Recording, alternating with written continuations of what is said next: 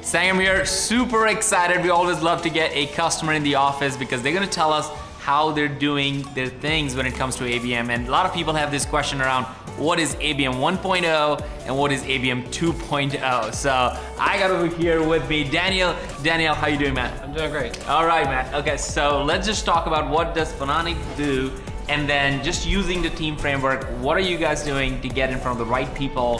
What is the biggest challenge that you're solving? Sure, so Phononic is a startup that's been around for about 10 years, and we're bringing a new thermoelectric platform to the world, which kind of changes the way thermoelectronics work, which for those who don't know about the science of thermoelectronics, really we're bringing solid state cooling into existence, which changes or potentially changes how many things that you know today are cooled from being compressor braced or other alternatives to something that's much more energy efficient, much more sustainable, much more environmentally friendly, which is solid state cooling. So that's what Phononic is doing, and we're basically trying to reinvent or change the way that the world cools things. All right, so how do you use the team framework to do these incredible things?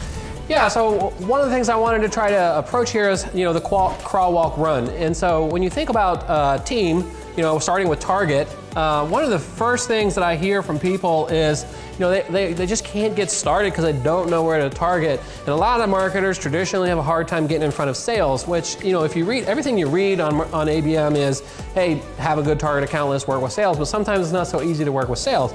So, I'm not necessarily saying that was my case, but what I found was, if you just start, let's just say with top 100 accounts from whatever segment you're after, and in like a specific example I had, I literally just Googled top 100 convenience stores, got a PDF, OCR'd it, and turned it into account list. You're gonna take that 100 accounts, and you might see after 20 or 30 days or so, you might see, 25 of those accounts engaged. So you're gonna go over to your sales team, and you're gonna say, sales team, I got these 25 accounts. And they're gonna be like, that is great, those are not the right 25 accounts. And that starts the conversation of, hey, what are the 25 right accounts? So that takes you from crawling to running. And then if you really wanna be doing it right, it's not just what are the 25 accounts, this is something I really learned, it's also what are the departments of those accounts that you need, that the sales guy cares about.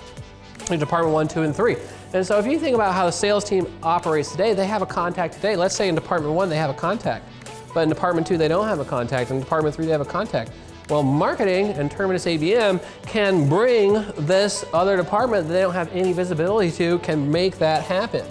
And so then you start getting into, engage. And for me, engage is basically mix.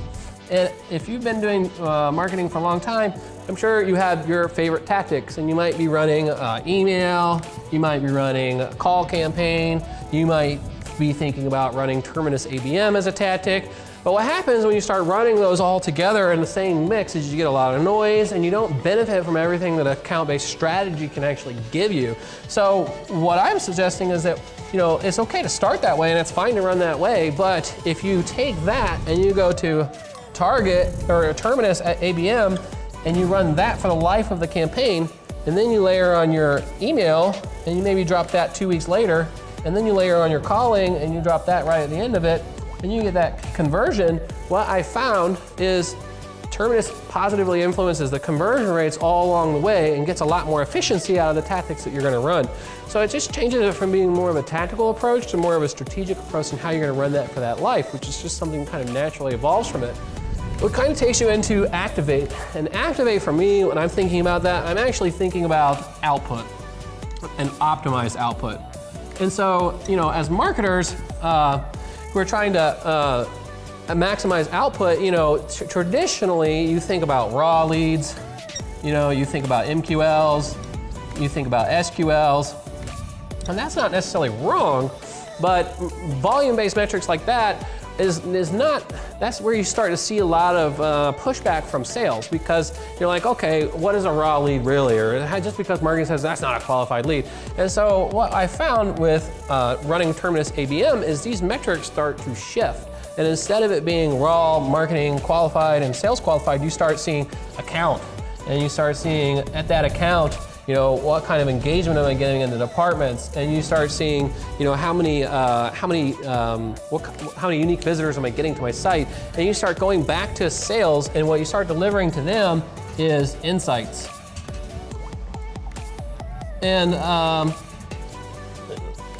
And with those insights, what you're really trying to deliver is you're trying to activate, which is the A, you're trying to activate that account and activate your sales team. And in specific examples, what you start finding is, where they previously had a lot of engagement in whatever department and they just haven't been able to get into whatever other department, you start to see spikes in those departments and you can start feeding back to your sales team, hey, this account that you've been after forever, these departments are starting to engage and they know it's time to re-engage that account.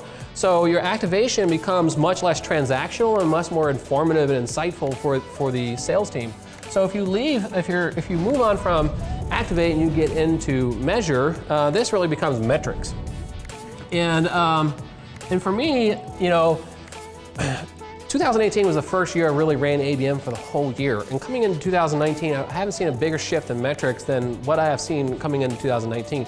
And traditionally, from a marketing perspective, you might be tracking, some of these volume-based metrics as well, but you're also going to be looking at things like click-through rate. You're going to be looking at things like CPL, and those are the kinds of metrics you typically were trying to compare your terminus ABM against, right? You're trying to say, well, what's my click-through rate compared to any other tactic, or what's my cost per lead compared to any other tactic? And I'm not saying you shouldn't do that because it's important for you to understand that, but what I found is that once we started getting into it, it became less about click-through rate and CPL, and it became more about understanding things like, how many unique visitors am I getting on my site, and how long are they staying on my site, and from which departments are they coming from? And it became much more of a story of how's that department engaging, and also what are they engaging with? And so these metrics became much more about, how many unique respondents am I getting, and how well is that account engaging? And then what you would do with that, or what you start to learn from that, is your sales cycle starts to shorten. Because traditionally, let's say the account learns about your business and your sales team is engaging them, and you're improving the engagement organically within that account, what used to be hurdles internally because maybe they had to go to a value analysis committee or maybe they had to get purchasing approval. Well, if you start getting your message in front of those audiences back to your different departments and you start bringing them along with you, the time it takes for you to engage that account and get those departments up to an understanding, you start to help that evangelist who's evangelizing your product or their account, help them move that along faster. And we've seen, in some cases where cycles were taking like 9 months, you can see them take like 1 month. And so it's very important. So it kind of ties it all back together with really just understanding like how sales is even trying to approach it and what is sales even trying to get out of it, and how can you actually create impact for your sales team. Dude, that's awesome. You just walked through what most would consider ABM 2.0. A lot of people have been thinking about it super static, but this is you're running your business on the entire platform. Yeah, it's been very exciting. It's been a lot of fun, and it's been a lot of fun for many of us. Not only the demand generator, but the product marketing people. They love getting the insights, and the sales team love getting the insights. It's just been a very interesting exercise for us to go through, and it's been very transformative. Well, thank you so much, man. Super appreciate it. Thank you.